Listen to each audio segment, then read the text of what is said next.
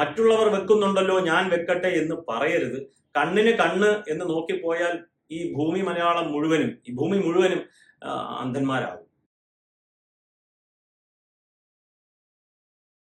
രസകരമായ ഒരു വിഷയം നടന്നു.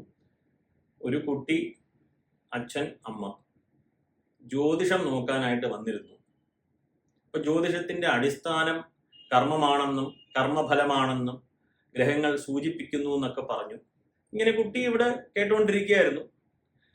പെട്ടെന്ന് കുട്ടി ഒരു ചോദ്യം, അപ്പോൾ ഗുഡ് കർമ്മ ആൻഡ് ബാഡ് കർമ്മ, ഇംഗ്ലീഷിൽ എവിടെയോ ആ കുട്ടിയൊക്കെ വായിച്ചിട്ടുണ്ട്, ഉണ്ടല്ലോ.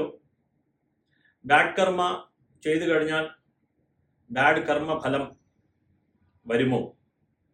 തീർച്ചയായിട്ടും അതെ, മോശഫലമാണല്ലോ അനുഭവിക്കുക. ബാഡ് കർമ്മത്തെയാണ് നമ്മൾ പാപം എന്ന് വിളിക്കുന്നത്, ഗുഡ് കർമ്മത്തെയാണ് നമ്മൾ പുണ്യം എന്ന് വിളിക്കുന്നത്, പുണ്യകർമ്മം. അപ്പോ കുട്ടി പെട്ടെന്നൊരു ചോദ്യം ചോദിച്ചു, അങ്കിളെ, എൻ്റെ വീട്ടിൻ്റെ അടുത്ത് ഒരു ക്ഷേത്രമുണ്ട്. അവിടെ രാവിലെയും വൈകിട്ടും പാട്ടിങ്ങനെ ഉച്ചത്തിൽ വെക്കുകയാണ്. എനിക്ക് പഠിക്കാൻ പറ്റുന്നില്ല. എൻ്റെ അപ്പൂപ്പന് വയസ്സായി, രാത്രി ഉറങ്ങാൻ പറ്റുന്നില്ല, ഉച്ചത്തിലാണ് വെക്കുന്നത്. അൺഫോർച്ചുനേറ്റ്ലി ആ ബോക്സ് അവരുടെ വീട്ടിന്റെ മുമ്പിലാണ് എന്ന് കുട്ടി പറഞ്ഞു. ഇത് ബാഡ് കർമ്മമാണോ അല്ലയോ? കുട്ടിയുടെ ലാംഗ്വേജ് ആണ്, ബാഡ് കർമ്മമാണോ അല്ലയോ? ഉത്തരം എന്താ പറയുക? ബാഡ് കർമ്മമാണ്. ശബ്ദം കൊണ്ട് ഒരാളെ നാം വേദനിപ്പിക്കുന്നു. തീർച്ചയായിട്ടും അതെ. അറിഞ്ഞുകൊണ്ട് വീട്ടിന്റെ നടയിൽ ബോക്സ് വെച്ച് ഇങ്ങനെ ഉച്ചത്തിലുള്ള ശബ്ദം കേട്ട് സ്വൈരമില്ലാതെ ജീവിക്കേണ്ടി വരുന്ന ഒരു കാലഘട്ടം, പല സിറ്റുവേഷനുമുണ്ട്. ഞാൻ ആ കുട്ടിയുടെ ആ ഒരു ചോദ്യം ഭയങ്കരമായിട്ടൊന്ന് ചിന്തിപ്പിക്കുവാൻ പ്രേരിപ്പിച്ചു. ഈ ഒരു വീഡിയോ ആരെയും വേദനിപ്പിക്കുവാനുള്ളതല്ല, മൈക്ക് സെറ്റുകാരനെ കുറ്റം പറയുവാനുള്ളതല്ല, സംഘാടകരെ, ക്ഷേത്ര കമ്മിറ്റി ആൾക്കാരെ കുറ്റം പറയുവാനുള്ളതല്ല. കാരണം സനാതന ധർമ്മത്തിൽ നാം ആരെയും വേദനിപ്പിക്കരുത്. ആദ്യത്തെ പരിപാടിയാണ്. ദേവന് നാം ഉത്സവം നടത്തുന്നു, അഭിഷേകം നടത്തുന്നു, മന്ത്രജപാദികൾ നടത്തുന്നു, എല്ലാം വേണം. അവിടെ കലാരൂപങ്ങൾ വേണം, എല്ലാം വേണം.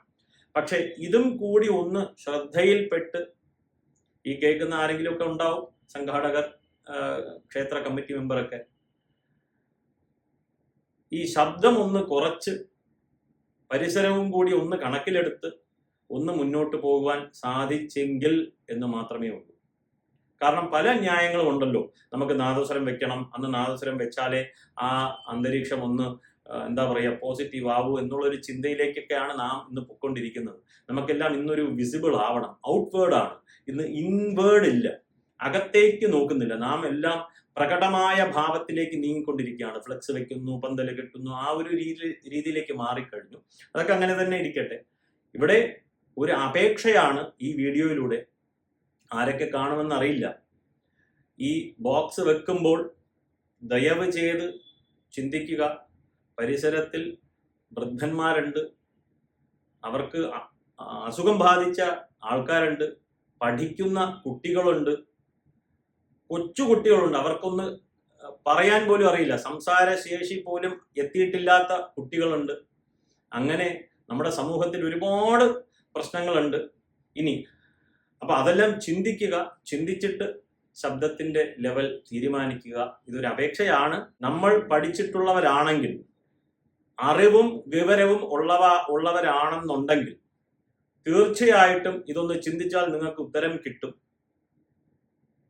ഈ ശബ്ദം വളരെയധികം കുറച്ച് വെച്ചാൽ ദേവൻ കോപിക്കില്ല എന്നുള്ളത് ഉറപ്പാണ്. ആ ഒരൊറ്റ കാര്യം ഉറപ്പാണ്. ശബ്ദം വളരെയധികം കുറച്ച് വെച്ചാൽ ദൈവം കോപിക്കില്ല. ഇത് ഏവരും ഒന്ന് ചിന്തിക്കുക. ഈ സബ്ജക്റ്റ് ഇനി കോൺട്രവേഴ്സി ആവുമോ ഇല്ലയോ, ഇനി എനിക്കറിയില്ല. ഇനിയിപ്പോ കമന്റ് ബോക്സിൽ പൊങ്കാല ഇടുവോ ഇല്ലയോ, ഒരു പിടിയില്ല. എന്തായാലും എനിക്ക് ഇതൊന്ന് ഷെയർ ചെയ്യണം എന്ന് തോന്നി. അതുകൊണ്ട് ഒന്ന് ഷെയർ ചെയ്യുന്നതാണ്. ഇനി വരാൻ പോകുന്ന കാലഘട്ടം ഉത്തരായണ കാലഘട്ടം, എല്ലാ ക്ഷേത്രങ്ങളിലും ഉത്സവമാണ്.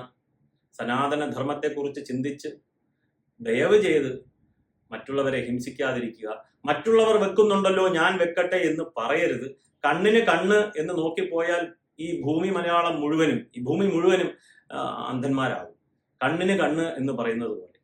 അതുകൊണ്ട് ഇതൊരു റിക്വസ്റ്റ് ആണ്, ഏവരും ചിന്തിക്കുക. നമസ്കാരം.